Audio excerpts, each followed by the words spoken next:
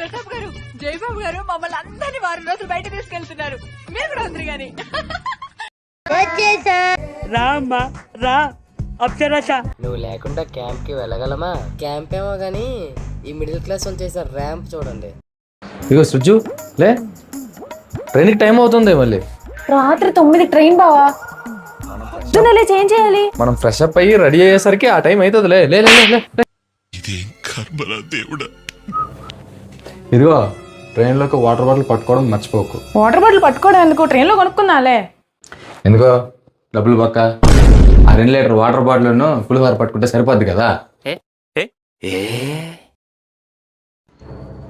బట్టలు ఎందుకు తెచ్చావు లోపలికి? మనం క్యాంప్ వెళ్తున్నామా? వర్షం వస్తే బట్టలు పాడైపోవా? ఇప్పుడు మనం క్యాంప్ వెళ్తున్న విషయం దొంగలందరికీ హింట్ ఇవ్వడం అంత అవసరమా? రాను ఛార్జెస్ ఎక్కువైపోతుంది బావా. ఏంటి ఇంకా లగేజ్ సర్దలేదా? సర్దుతున్నాను, కనపడట్లేదా? ఇగో ఈ దుప్పటి కూడా లోపల పెట్టు, అసలే తోడేసి.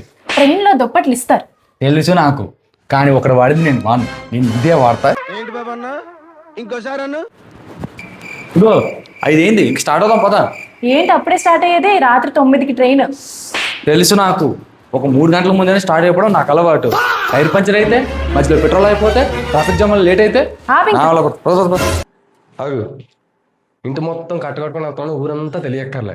ఫస్ట్ నేను వెళ్తా, నేను వెళ్ళిన 10 నిమిషాల తర్వాత నువ్వు రా. ఇంకెందుకు, ఈ రోజు నువ్వు వెళ్ళు, రేపు పొద్దున్న నేను వస్తా.